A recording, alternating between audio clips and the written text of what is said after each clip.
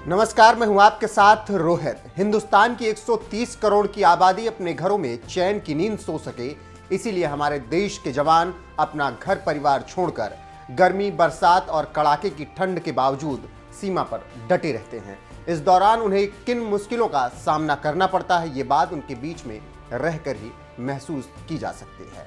दिल्ली में बैठकर तो कतई नहीं। इसीलिए मोदी सरकार ने सत्ता में आते ही सबसे पहले देश के जवानों के साथ दिवाली मनाने के साथ साथ उनके बीच रहकर उनकी समस्याओं को जानने की परंपरा शुरू की। इसी परंपरा को आगे बढ़ाते हुए देश के गृह मंत्री अमित शाह भी शनिवार को पहुंच गए राजस्थान के जैसलमेर, जहां उन्होंने सीमा पर डटे जवानों के साथ मुलाकात करने के साथ ही उनके साथ कुछ वक्त भी बिताया, जिससे उनकी समस्याओं को वो समझकर उन्हें दूर कर सकें। आज मैं यहाँ आप लोगों के बीच में भारत पाकिस्तान सीमा पर चौकी पर एक रात रहने के लिए आया हूं। दरअसल एक प्रयास है कि आपकी कठिनाई भरी जिंदगी जो है उसको समझकर इसमें से कुछ कठिनाइयों को कैसे कम किया जा सकता है, इसका मेरे दोनों साथी गृह राज्य मंत्री जो हैं वो भी अनेक चौकियों पर इस प्रकार से रहकर आए हैं और आज मैं भी आया हूं। आज यहाँ पर ऐसी चौकी पर आया हूं जिसका बहुत सुवर्णमय अक्षरों में भारत के सीमा की सुरक्षा में इतिहास में नाम लिखा है।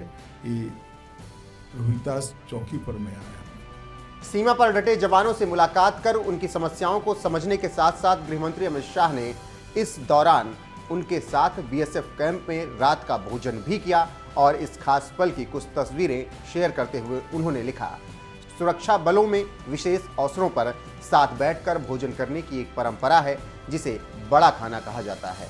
आज जैसलमेर के बीएसएफ कैंप में जवानों और अधिकारियों के साथ बड़े खाने पर भोजन करना मेरे लिए एक विशेष अवसर था।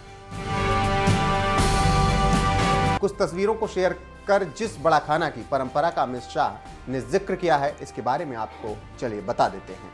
किसी खास अवसर पर पूरी यूनिट के साथ प्रीति भोज आयोजित करने की एक ये परंपरा है। ये परंपरा उतनी ही पुरानी है जितनी पुरानी खुद सेना है।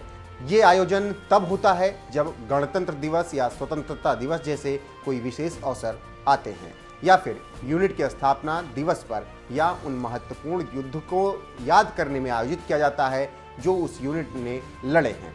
इस बड़ा खाना को इसीलिए आयोजित किया जाता है ताकि हर रैंक के लोग एक साथ मिलकर खाना खाएं और मौज मस्ती कर सकें। इस दिन यूनिट में अनुशासन की औपचारिकताएं नहीं निभाई जाती हैं। इस बड़ा खाना की परंपरा शनिवार को भी निभाई गई जब देश के गृह मंत्री अमित शाह जैसलमेर में आयोजित सैनिकों के सम्मेलन में शामिल होने के लिए पहुंचे थे।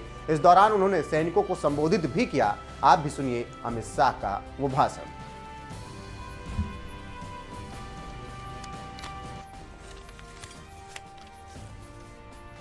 मंच पर उपस्थित मेरे साथी और जिनकी पैदाइशी जैसलमेर की है, ऐसे जल शक्ति मंत्री देश के श्रीमान गजेंद्र सिंह जी,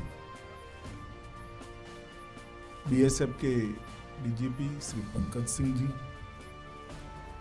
भाई जामवाल जी, घूमर जी, उपस्थित सभी पूरे देश को जिनकी बहादुरी पर, त्याग और समर्पण पर गर्व है, ऐसे सीमा सुरक्षा बल के मेरे जवान भाइयों और बहनों, आज मैं यहाँ आप लोगों के बीच में भारत पाकिस्तान सीमा पर चौकी पर एक रात रहने के लिए आया हूं। दरअसल एक प्रयास है कि आपकी कठिनाई भरी जिंदगी जो है उसको समझकर इसमें से कुछ कठिनाइयों को कैसे कम किया जा सकता है, इसका मेरे दोनों साथी गृह राज्य मंत्री जो हैं वो भी अनेक चौकियों पर इस प्रकार से रहकर आए हैं और आज मैं भी आया हूं। आज यहाँ पर ऐसी चौकी पर आया हूं जिसका बहुत सुवर्णमय अक्षरों में भारत के सीमा की सुरक्षा में इतिहास में नाम लिखा है। ये रोहितास चौकी पर मैं आया हूं। यहाँ से थोड़े दूर ही दोनों युद्ध में पाकिस्तान के साथ जब भिड़ंत हुई तब सेना के साथ मिलकर बीएसएफ के जवानों ने वीरता का परिचय दिया। जब मैं मातेश्वरी तनोट राय मंदिर में गया, मां के आशीर्वाद लिए, गोले भी देखे और उस वक्त जवानों ने जो वीरता का परिचय दिया था उसके बारे में वहां पर मुझे अधिकारियों ने बताया भी। जब मां के मंदिर में मां से प्रार्थना कर रहा था तब देश की सुरक्षा के लिए, देश की सीमाओं के लिए और देश की खुशहाली के लिए स्वाभाविक रूप से मां से प्रार्थना करता था, पर साथ साथ आप सबके परिवार समेत आप सबके कल्याण के लिए भी अपने आप मन से ही प्रार्थना निकलती थी कि जो देश को सुरक्षित रखते हैं उनको सुरक्षित रखने का काम हमेशा मां करे। और जब मैं बाहर निकला तब मुझे गोले बताए गए, लगभग 450 गोले ऐसा कहते हैं कि वहाँ पर पड़े थे, मगर एक भी गोला ना फटा ना मंदिर का नुकसान कर पाया। और ये पूरे क्षेत्र की सुरक्षा वहीं से होती है, ऐसा हम सबका बहुत अटूट विश्वास है। मित्रों, आज एक छोटे से कार्यक्रम में अभी आप सभी को कार्ड देने का एक कार्यक्रम, सिंबॉलिक कार्यक्रम किया गया। ये सीएपीएफ आयुष्मान भारत का एक हिस्सा है। देश के प्रधानमंत्री नरेंद्र मोदी जी ने एक बहुत बड़ा निर्णय किया है कि सीएपीएफ के सभी जवानों और उनके परिवारजनों को भी एक अलग अलग कार्ड दिया जाएगा और वो कोई भी अस्पताल में जाकर वो कार्ड को स्वैप कर कर अपने परिजनों का और खुद का इलाज कर सकते हैं, किसी भी प्रकार की बीमारी के लिए, किसी भी प्रकार के आपत्ति के लिए।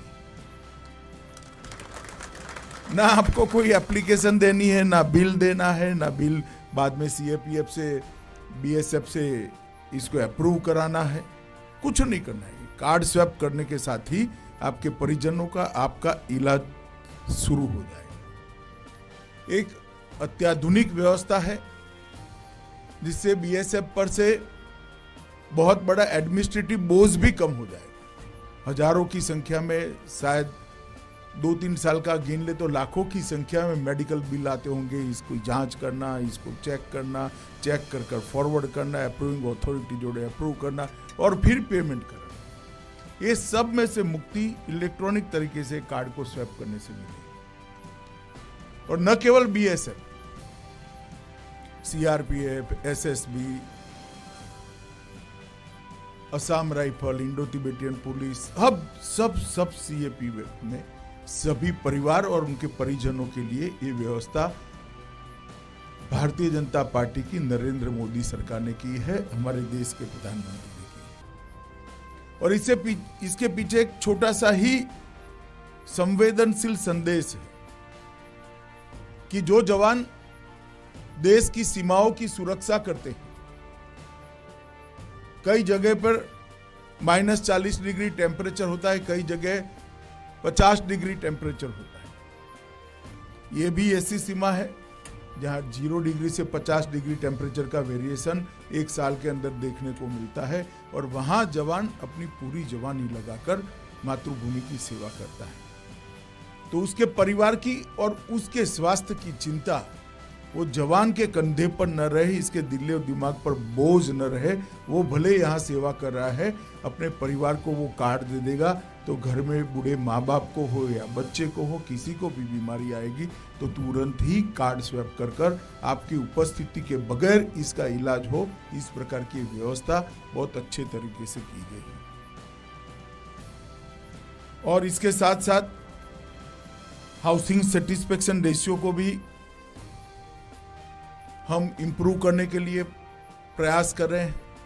मुझे भरोसा है 2024 तक इसमें हम काफी सुधार कर लेंगे और कम से कम 1 साल के अंदर 100 दिन जवान अपने परिवार के साथ रह पाए, इस प्रकार की व्यवस्था भी हम अब साइंटिफिक तरीके से करने जा रहे हैं।